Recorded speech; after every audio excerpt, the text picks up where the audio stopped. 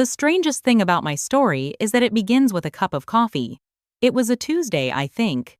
The sun was that particular kind of gentle that only exists in autumn, pouring through our kitchen window and making the granite countertops glow. I was grinding beans, the noise, a familiar, comforting roar. And Mark was at the table, scrolling through his tablet, his reading glasses perched on the end of his nose. We'd been married for 12 years, and this scene was our morning symphony. It was a beautiful, predictable piece of music I thought I knew by heart. "Late meeting tonight?" he asked, not looking up.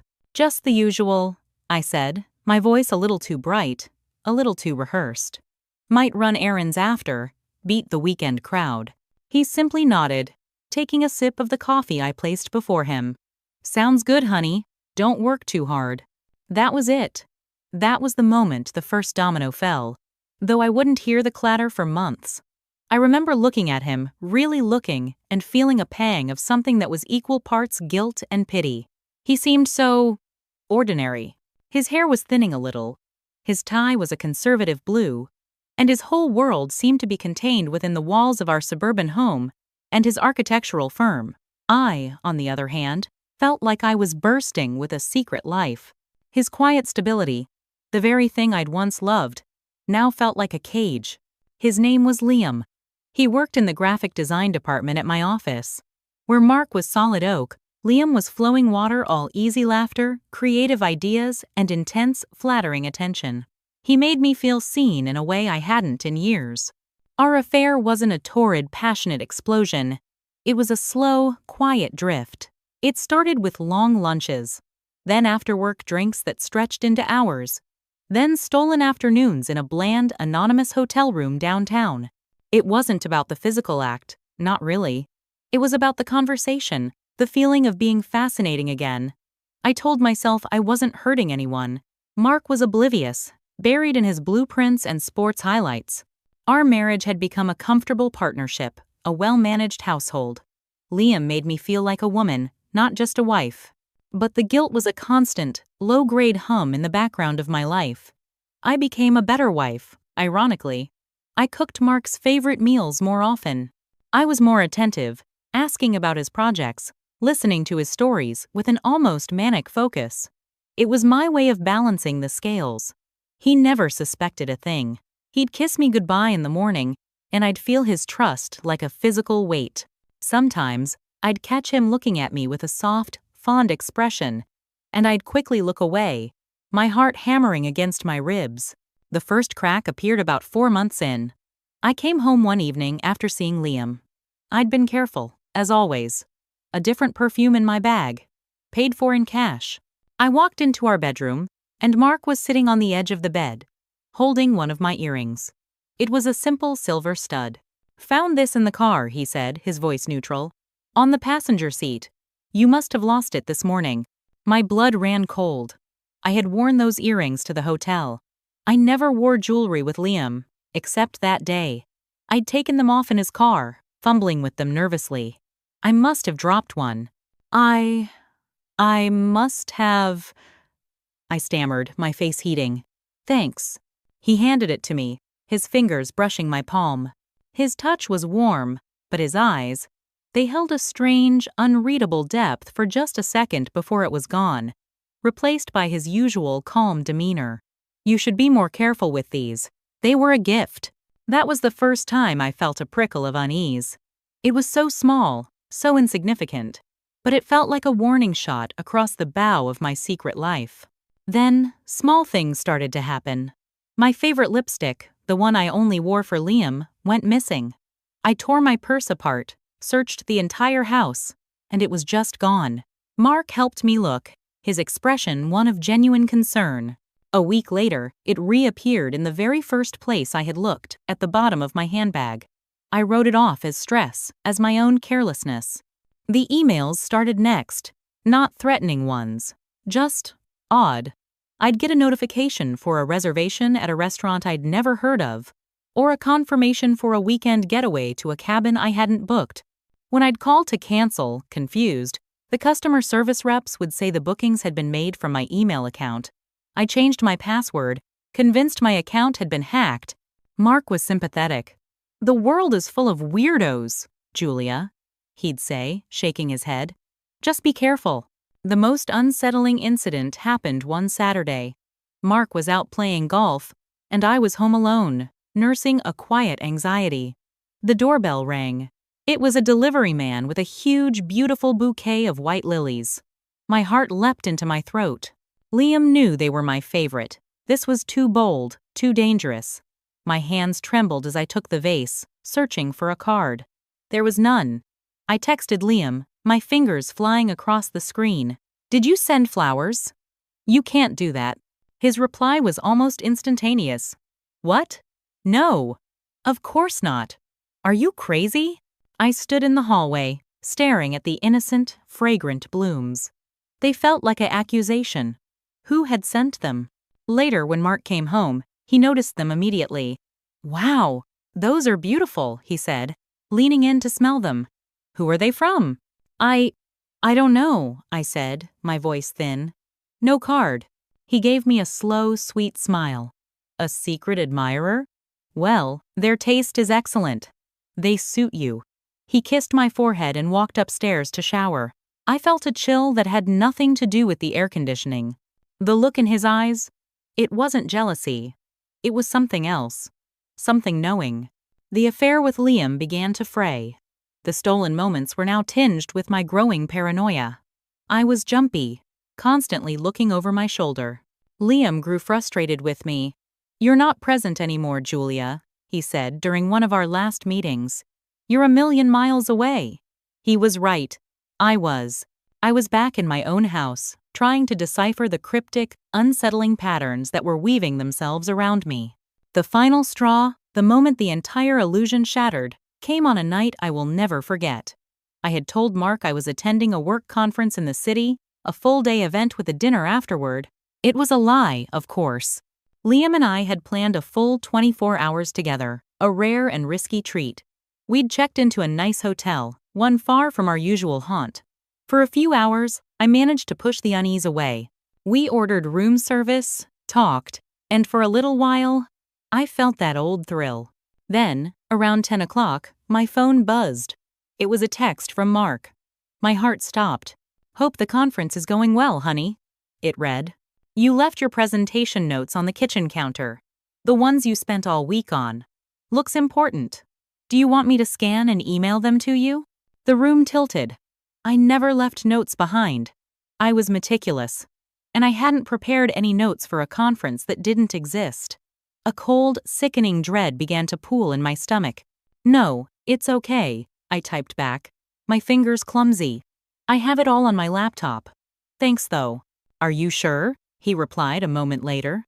"There's a whole section here highlighted in pink. Something about quarterly projections?" I had never worked on quarterly projections. I worked in marketing for a nonprofit. My blood turned to ice. He was describing someone else's notes. He was testing me. "Must be your stuff, sweetie," I wrote, "not mine." There was a long pause. Then, his final text came through. "You're right. My mistake. Have a good night. I love you." I put the phone down, my whole body trembling. Liam asked what was wrong, but I couldn't speak. I knew, with a terrifying, absolute certainty, that Mark knew. He had known for a long time. The earring, the lipstick, the phantom emails, the flowers. It was all him. He wasn't a oblivious, trusting husband. He was an architect, a man who built things from the ground up. And he was deconstructing my life, brick by careful brick. The revenge had already begun, and I had been too wrapped up in my own drama to even see it.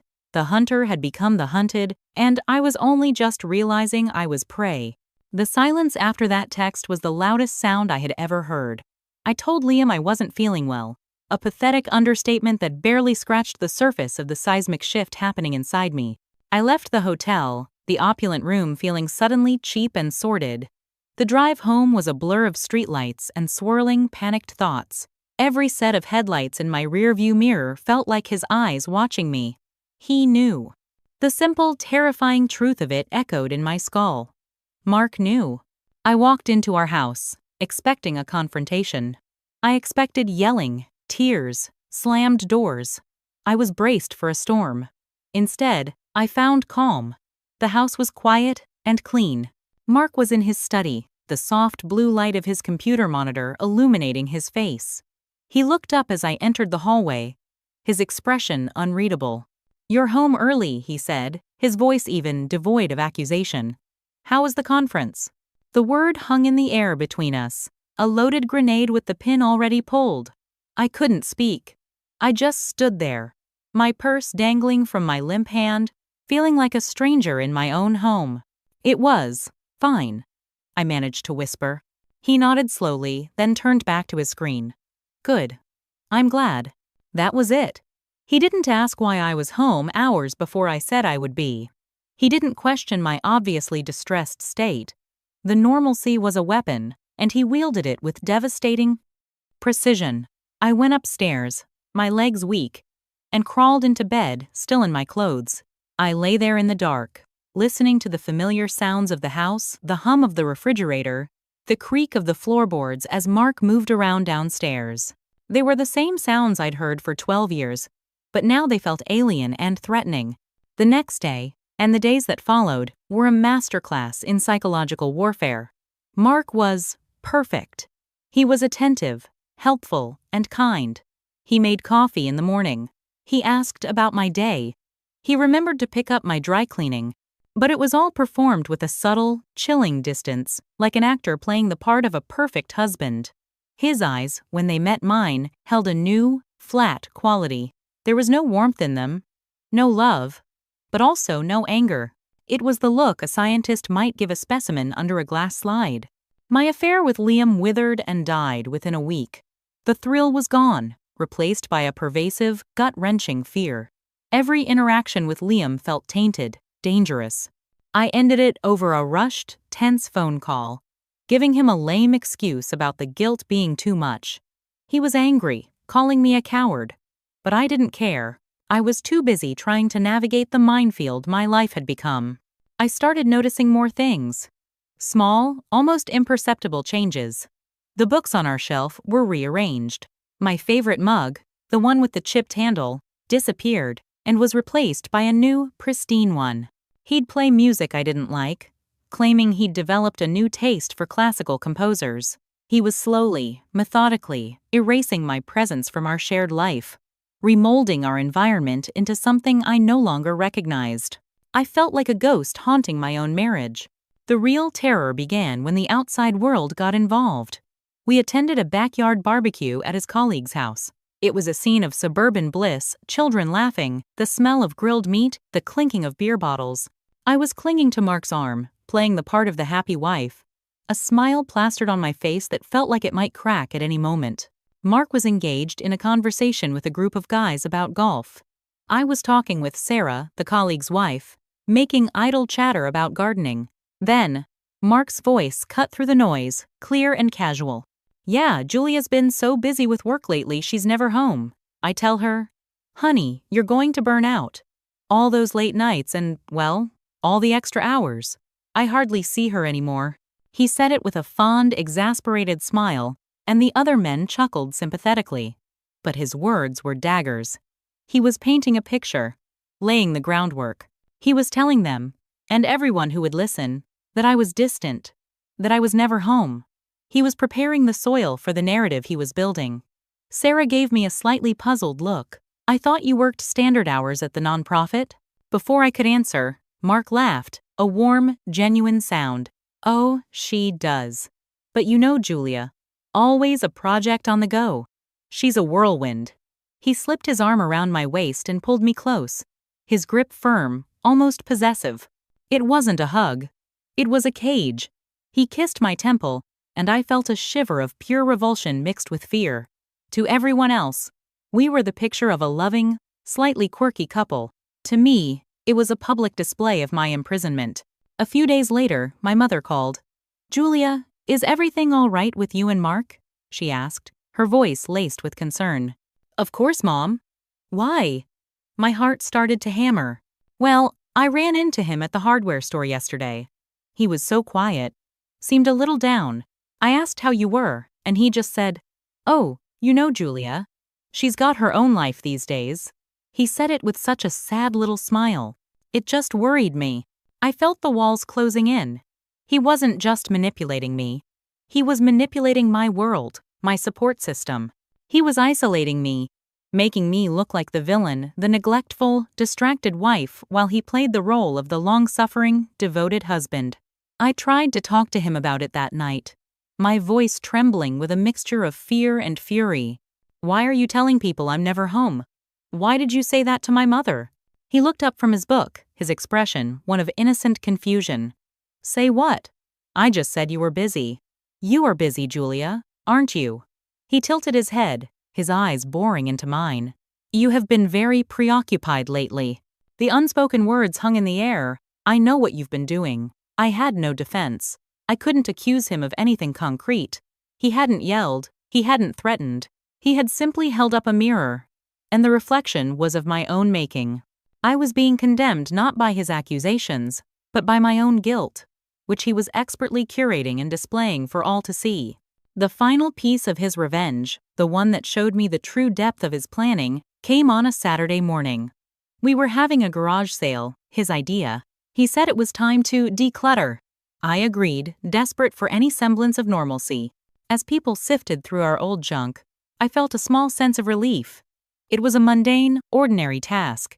Then, a woman, a neighbor from a few streets over, picked up a small, framed photograph. It was a picture of me and Liam, taken on one of our early, careless lunch dates. We were laughing, leaning into each other. It was an innocent enough picture to an outsider, but to me, it was a smoking gun. I had hidden that photo in a book in my bedside drawer.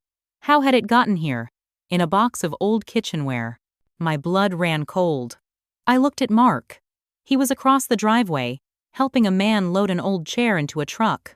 He caught my eye over the roof of the car, and for a single, breathtaking second, the mask of the kind husband fell away. I saw the cold, calculated triumph in his eyes. He had planted it there. He wanted me to know that he could expose me at any moment, in the most humiliating way possible, surrounded by our neighbors. He was showing me that he held all the cards, that my fate was entirely in his hands. The woman put the photo down, uninterested, and moved on. But the damage was done. I stood there, surrounded by the detritus of our married life, and understood completely. This wasn't a heated reaction to betrayal. This was a carefully designed, slowly executed plan. He wasn't just trying to hurt me. He was trying to break me, and he was succeeding. The revenge was not in a single dramatic event. It was in the 1,000 tiny cuts of every day, in the silent, smiling destruction of my reality. He had become the architect of my ruin, and the blueprint was flawless. I finally broke on a Tuesday. The same gentle autumn sun was shining, but the house felt like a tomb. Mark was at the kitchen table, the same spot where this all began, sipping coffee. I stood before him, my hands shaking, and the words tumbled out a choked confession, a plea for forgiveness, for any kind of emotional response from the stone wall he had become. He listened silently, then set his mug down with a soft click. "I know, Julia," he said, his voice terrifyingly calm. "I've known for months." He opened his tablet and slid it across the table.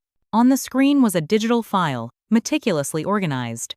It contained copies of hotel receipts I thought I'd hidden, screenshots of text messages I'd deleted, even a time-stamped log of my whereabouts. It was a full, cold case file of my betrayal. "I've already filed for divorce," he continued, his eyes devoid of the hurt I expected to see. There was only a quiet, absolute finality. "My lawyer has all of this. You see, I didn't want to fight. I wanted to win. And I have." He stood, picking up a single suitcase that had been waiting by the door. He was leaving, but he had already taken everything.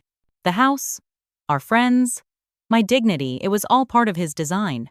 His revenge wasn't a moment of rage. It was the patient, systematic dismantling of my life, until nothing was left but the truth, and the profound, echoing silence he left behind. He walked out, and I was alone, finally understanding that the quiet, ordinary man I had underestimated was the most formidable opponent I could ever have.